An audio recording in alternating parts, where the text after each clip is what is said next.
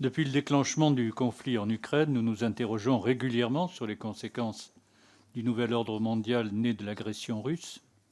On évoque ainsi la contestation de l'ordre juridique international, le nouvel équilibre, ou plutôt devrions-nous dire déséquilibre, en Europe et dans le monde, la remise en cause du multilatéralisme ou l'émergence, ou pas d'ailleurs, d'un Sud global contestataire. Dans une récente tribune, M. Guénaud, vous évoquez la débâcle géopolitique de l'Union européenne, dont l'influence s'étiole faute de cap stratégique. Je partage plutôt ce constat en dépit de l'adoption en 2022 de la fameuse boussole stratégique qui fixe les grands objectifs européens en matière de sécurité et de défense à l'horizon 2030. Ces 4 volets, agir, assurer la sécurité, investir et travailler en partenariat, sont intéressants, mais ces déclinaisons concrètes restent largement insuffisantes, comme la création de la fameuse capacité de déploiement rapide de l'Union européenne, à savoir 5 000 militaires mobilisables lorsque les circonstances l'exigeront et qui agiront sous drapeau européen.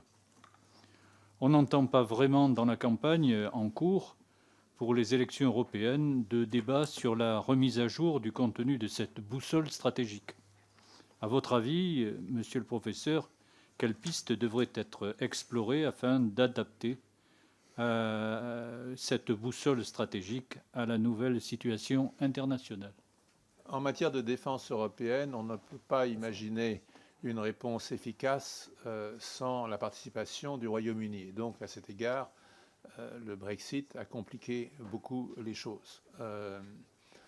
Je pense que ce vers quoi il faut aller, c'est de se servir de la question de la crise ukrainienne pour resserrer des liens de défense entre le Royaume-Uni et l'Union européenne. Je pense que ce sera possible probablement avec le prochain gouvernement britannique, pas avec l'actuel, parce qu'il y a trop de bagages idéologiques pour que ça puisse se réaliser.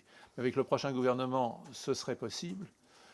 La principale difficulté, les deux difficultés que je vois, c'est qu'il faut trouver la bonne articulation avec l'OTAN. Je crois que si on veut bâtir quelque chose en dehors de l'OTAN, aujourd'hui, on est très seul.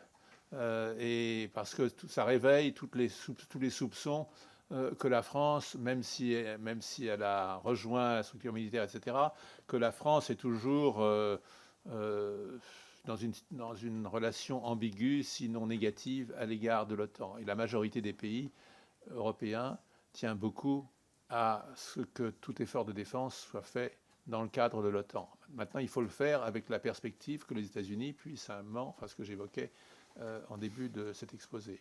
Ça, c'est la première chose. La deuxième, c'est la question de l'industrie de défense, où là, on voit que chaque pays défend ses champions nationaux. Et donc, il faut avoir et que les procédures d'achat d'armement sont très nationales.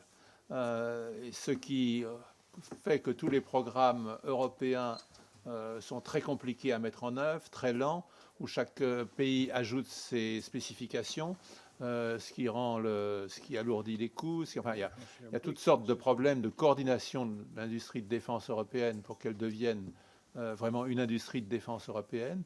Aujourd'hui, il y a une juxtaposition d'industrie de défense nationale.